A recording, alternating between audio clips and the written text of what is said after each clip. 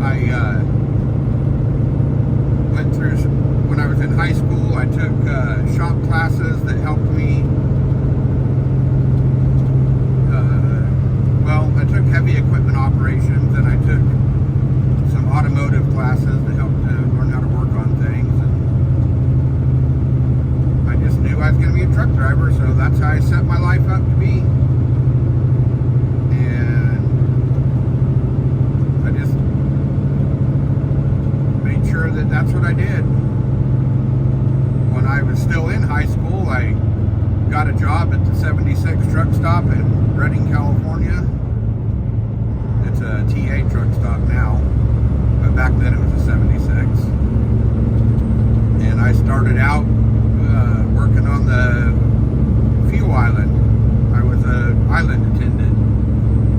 I actually started out working on the car gas island.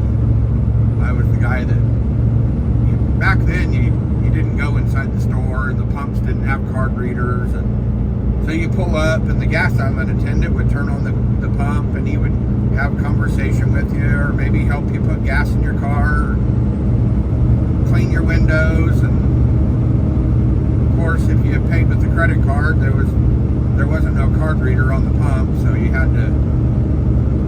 had these carbon copy invoices that went inside a imprinting machine, and put the credit card in there and lay down the invoice over it and fill out the dollar amount and slide this thing back and forth and ka-chunk, and imprinted the receipt slip, and now here comes this FedEx truck. He's been pushing me for a while. He's gonna get around me now. Go for it, FedEx. So I started out there, and then I got promoted to working on the truck diesel island, and the trucks would pull in, and we would meet the drivers and ask them how they're going to pay and how much fuel they wanted. And for example, I'm going to pay with ComCheck, and my company name is this, and my truck number is that, and my license plate. I'd write all that stuff down on my little notepad, and then I would get on the little phone and call the fuel desk and tell them Parker Refrigerated's on pump 4. He wants to fill up with diesel, and he's going to get reefer fuel, and or Enco Express is on pump 2. There was just get the pump started, make sure the fuel islands are clean, wipe down the pumps, keep the squeegee water fresh, have conversations with the drivers, maybe wash their windows for them while they're fueling their trucks. Heck, we had some drivers that were regulars. They would pull in and grab their shower bag, and I would fuel their truck for them, and then I'd pull it forward and go park it for them. And when they come back out of the shower, their truck was ready to go, and they were nice and clean and ready to get back on the road. Truck stops don't operate like that these days.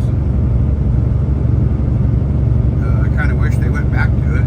Be a lot less drivers taking their breaks on the fuel islands, and I think things would just move along a lot more smoothly if there was a fuel island attendant keeping the garbage dumped and keeping everything clean. And anyhow, that was in high school, and then I was still working at the truck stop, and I got promoted to working in the shop. I was changing tires and doing oil changes, and I always thought that was a good thing to know. If you're going to be a truck driver, you should know how to do general maintenance. I mean, you don't have to, but it's a good thing. It's not a bad idea to learn how to do it. So, boy, the sun coming at that window sure is showing all the dirt. Maybe I'll get some of that dirt off of there. So I worked in the shop for a little while, and then things got slow, and I don't know why, but I was the low man on the totem pole, so I got laid off, and I went to work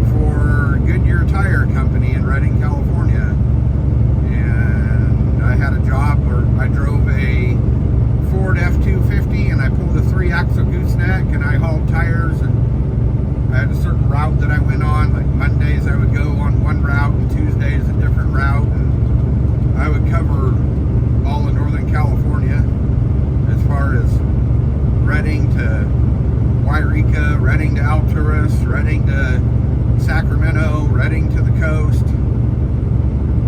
and distribute commercial tires to the store. The Goodyear store in Redding was also a tire warehouse, so I would distribute tires to other Goodyear stores in Northern California. And one day I got pulled in at a roadside inspection and found out that the vehicle I was driving required a Class A license. I didn't know. I mean, I'm 19 years old, and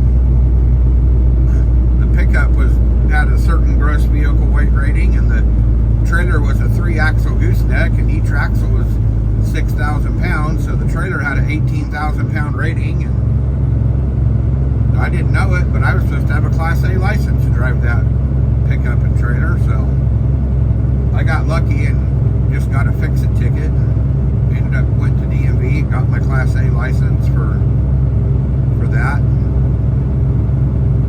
More time went on, and I don't remember exactly how it happened, but when I decided to start driving big trucks, I had to go back to DMV and get a learner's permit for a Class A license again. I don't really,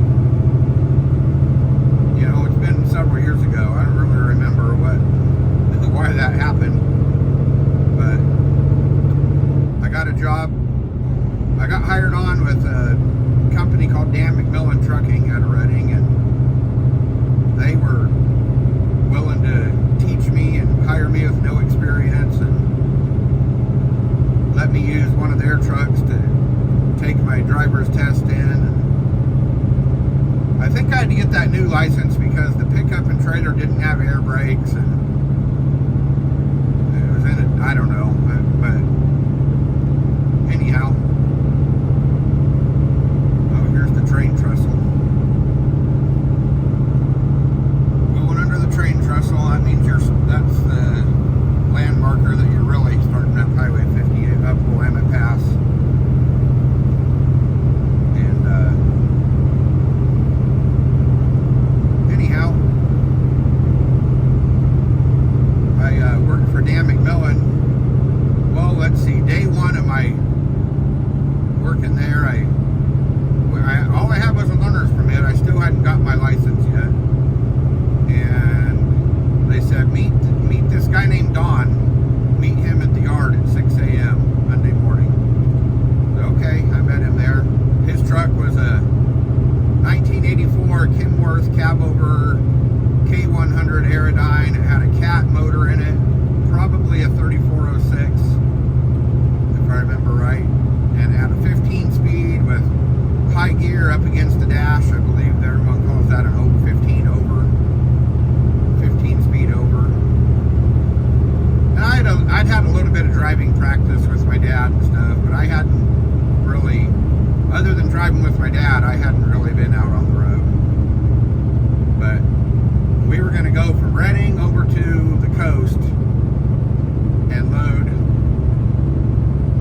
baled newspaper to go back to Red Bluff, California, to the egg carton factory. And I met him there at 6 o'clock in the morning, and we pulled out of the yard, and boy, there sure is a line of traffic coming down the hill now. We pulled out of the yard, and he says, well, I'm going to go lay down in the sleeper. Wake me up when we get to Highway 101. Well, I thought, wow, he really trusts me. He doesn't know me at all, but he trusts me. And now that I'm a little older and a little wiser, and I'm sure he was back there watching me from the sleeper. I'm sure he didn't really go back there and go to sleep. But if any of you all know Highway 299 between Redding and the coast, it's a fairly mountainous, curvy road. It goes over Buckhorn Summit and through Weaverville, California, and over Oregon Summit, a couple others I can't remember the name of. It follows the Trinity River, and it's 2-lane all the way. And anyhow, it's pretty wild. For the first day, new driver, the first highway he's running on by himself in a truck he doesn't even know. And by the way, that truck was long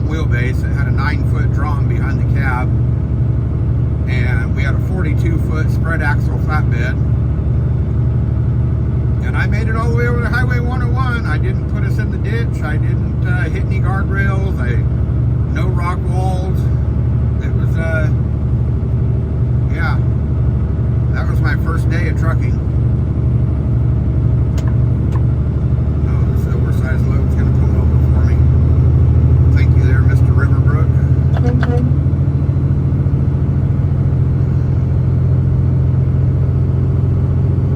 And we went over there and got our baled newspaper loaded and tarped it up, and we drove back to Redding.